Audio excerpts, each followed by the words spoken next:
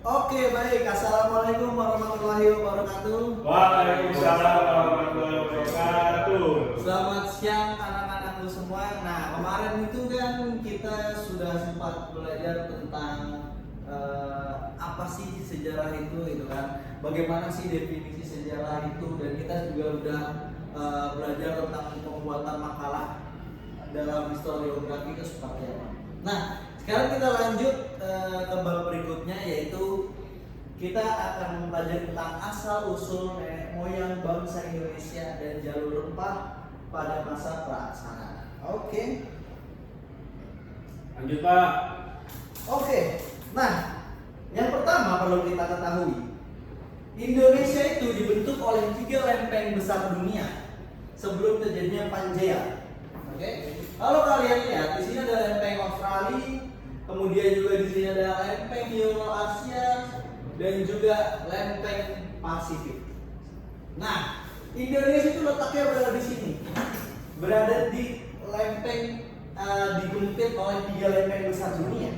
Nah, sehingga subduksi dari lempeng Indo-Australia tersebut membuat pegunungan bukit barisan di Pulau Sumatera dan deretan gunung berapi di sepanjang Pulau Jawa, Bali, Lombok, serta Palu Jawa. Nah, jadi kita para ahli atau warga itu udah tahu ada beberapa teori tentang dari mana sih asal usulnya nenek moyang bangsa kita, dari mana sih asal usulnya orang Indonesia, apakah kita orang Indonesia asli atau bukan. Langsung masuk ke teori yang pertama. Nah, menurut para ahli, teori pertama itu berawal dari teori out of Africa, di mana sejak 4000 tahun yang lalu orang-orang manusia purba di Afrika itu bermigrasi ke Nusantara, yang mana mereka merupakan penutur bahasa Austronesia. Kalau kalian tahu, penutur bahasa Austronesia itu serumpun kelompok atau suatu kelompok atau populasi yang membentuk suatu budaya yang disebut dengan bahasa Austronesia. Nah, itu berada di area dekat-dekat Taiwan. Nah, kemudian teori yang kedua yaitu teori out of Taiwan, yang mana para ahli ini juga berpendapat bahwa nenek moyang bangsa Indonesia itu berawal dari Taiwan yang terjadi sekitar 5000 tahun yang lalu karena adanya kesamaan budaya. Kita lanjut. Nah, kira-kira beginilah peta persebaran manusia purba menurut teori Afrika. Makanya tidak heran kalau kita lihat di seluruh, hampir di seluruh dunia saat ini itu udah banyak terjadi migrasi kan. Tapi memang sejak dulu itu banyak teori yang mengatakan bahwa ini peta persebaran ya Afrika. Makanya tidak heran dimanapun kita berada itu ada bangsa yang kita bisa bilang kulit hitam, karena persebarannya melalui dari Afrika. Nah, kemudian juga teori yang ketiga yaitu teori out of Yunan. Oke. Nah, menurut teori ini nenek moyang bangsa Indonesia itu berasal dari Yunan dengan 3 gelombang migrasi. Yang pertama itu yaitu bangsa Melanesoid, Proto-Melayu dan Deutero-Melayu. Kalau kalian tahu, Deutero-Melayu itu seperti sebetulnya bangsa orang-orang dari Yunan atau Tiongkok, tapi yang bermigrasi setelah Proto-Melayu.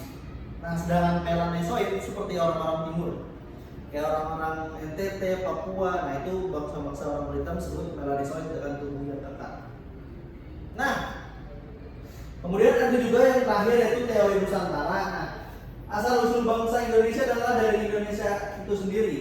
Karena apa? Para ahli itu menyatakan bahwa mereka menemukan Homo soloensis, yaitu manusia purba yang ditemukan di Solo, dan Homo mojakensis, manusia purba yang ditemukan di Jawa. Nah, jadi sebenarnya di Indonesia sendiri itu ada tiga macam jenis manusia purba. Yang pertama itu Meganthropus paleojavanicus, kemudian Pithecanthropus erectus, dan 3 manusia Homo. Kita lanjut. Nah, untuk Meganthropus paleojavanicus itu ditemukan di Tringil, Jawa Timur atau Jawa Tengah antara tahun 1936 sampai 1941 di Sangiran. Namun hasil penelitian ini lebih lanjut digolongkan sebagai Homo erectus.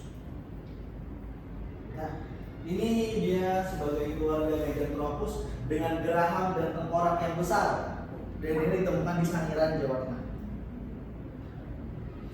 Namun Meganthropus ini pandang biru sehingga para ahli sekarang menyebutnya dengan Homo erectus paleojavanicus karena memiliki hubungan dengan Homo erectus atau manusia yang sudah bisa berdiri tegak.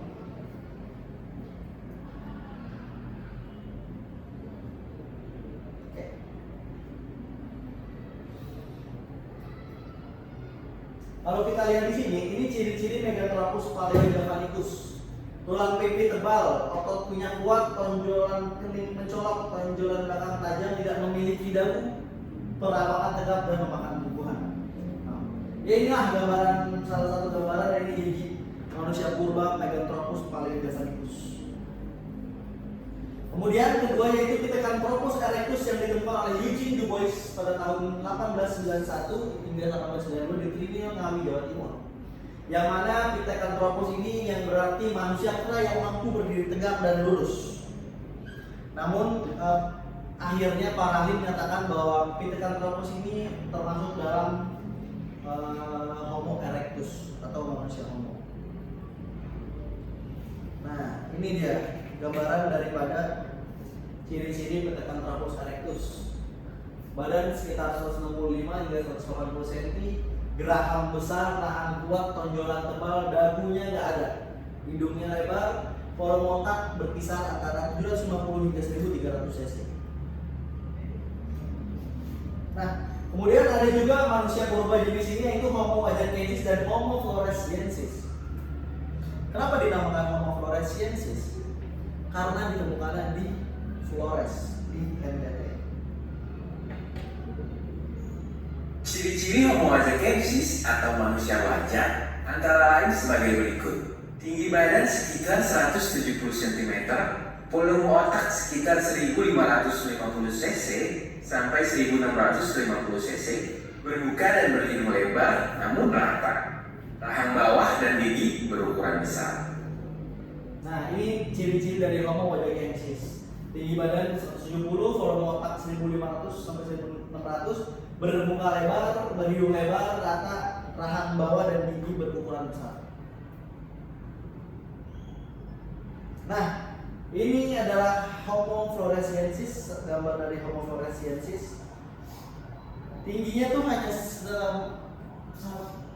atau 1 meter. Berarti manusia kerdil. Volume otak sekitar 380 cc kapasitasnya.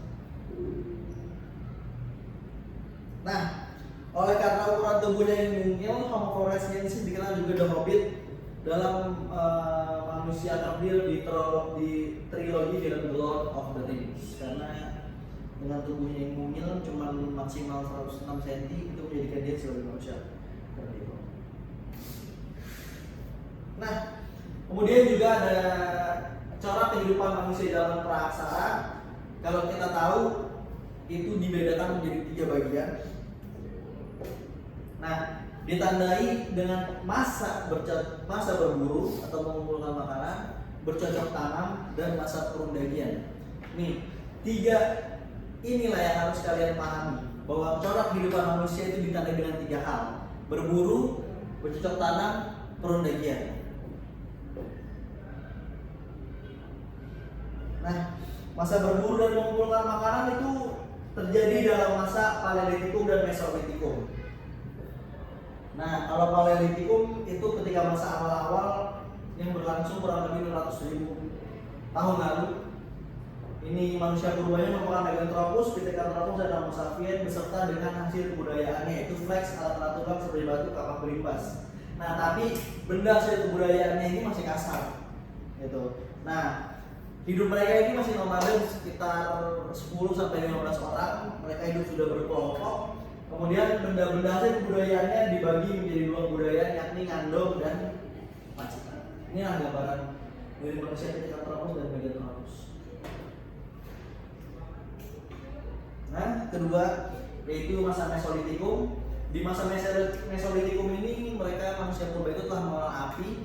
Kemudian juga ada bukti sampah-sampah Kilkenmodinger atau sampah kerang. Nah, kemudian ada lukisan dinding gua dan kapak Sumatera. Nah, di masa inilah di Mesolitikum ini manusia purba itu mulai mengenal yang namanya teknik atau cara bercocok tanam dengan teknik slash and burn.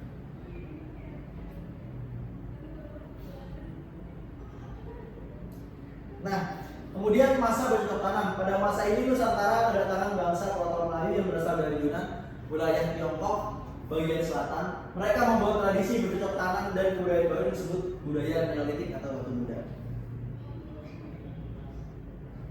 Nah, zaman Megalitikum atau batu besar berbeda dengan masa batu lainnya, yang mana Megalitikum ternyata besar, gitu. Mega itu besar, Litikum itu yang berarti batu, artinya zaman ini ditandai dengan zaman batu besar. Kenapa demikian? Mari kita lihat. Karena zaman Megalitikum itu mulai adanya batu-batu besar, yang mana para manusia purba itu mulai percaya adanya kehidupan setelah kematian, dan mereka percaya ada sesuatu atau leluhur atau roh atau hal gaib, di mana mereka itu mulai mempercayai suatu kepercayaan. Makanya di zaman batu ini ditandai dengan adanya menhir, punden berundak, sarkofagus, dolmen, waruga, dan arca batu. Ini tuh sebagai ritual, upacara atau pemujaan terhadap nenek moyang. Nah, ini ditandai dengan zaman Megalitikum. Nah, kita lihat kalau di masa perundagian ini mulai ditemukannya banyak perhiasan-perhiasan atau artefak-artefak atau alat musik atau senjata, arca dan lain-lain. Nah, di masa perundagian ini manusia purba itu mulai mengenal dan mengelola besi-besi, tembaga, perunggu. Nah, di masa ini Nusantara itu kedatangan bangsa Deutero-Melayu, bangsa yang terampil dalam membuat alat logam. Nah, buktinya apa? Buktinya itu temuan artefak besi dan perunggu di Indonesia telah terjadi kurun waktu yang bersamaan. Nah, salah satunya ini kita lihat ini adalah Mekara. Nah, ini Mekara ini merupakan salah satu benda untuk acara-acara ritual atau upacara. Nah, artefak besi antara lain itu ditemukan dalam kubur batu Wonosari, Yogyakarta, Besuki, dan Gunung Jawa Timur. Nah, kemudian juga ini tadi perbedaannya antara ciri dari Vietnam dan dari Bali.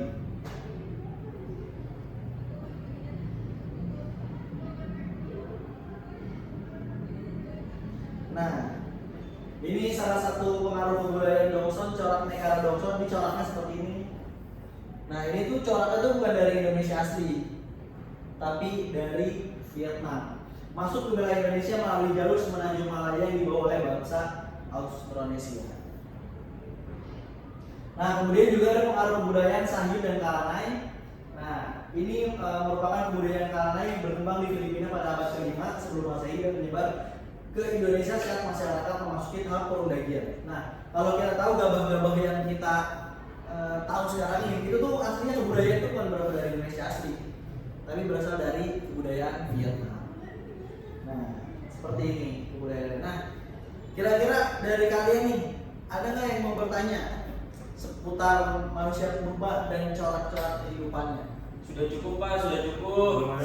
Sudah cukup. Oke, berarti kalian udah paham lah ya. Iya.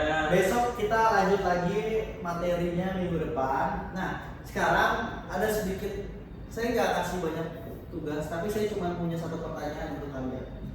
Ini saya mau tahu jawabannya. Kalau ada yang bisa menjelaskan, saya kasih 10.000 minggu depan. Oke, yang berani menjelaskan. Oke, pertanyaannya gampang, cuma satu. Lebih dulu mana manusia purba atau Nabi Adam? Yang bisa menjelaskannya minggu depan atau berani menguraikannya, saya kasih 10.000. Oke, PR saya cuma satu, udah gitu aja. Kalian cari, kalian jelaskan. Oke, baik, itu saja dari saya. Nanti di minggu depan kita lanjut. Assalamualaikum warahmatullahi wabarakatuh. Waalaikumsalam warahmatullahi wabarakatuh. Terima kasih banyak Pak.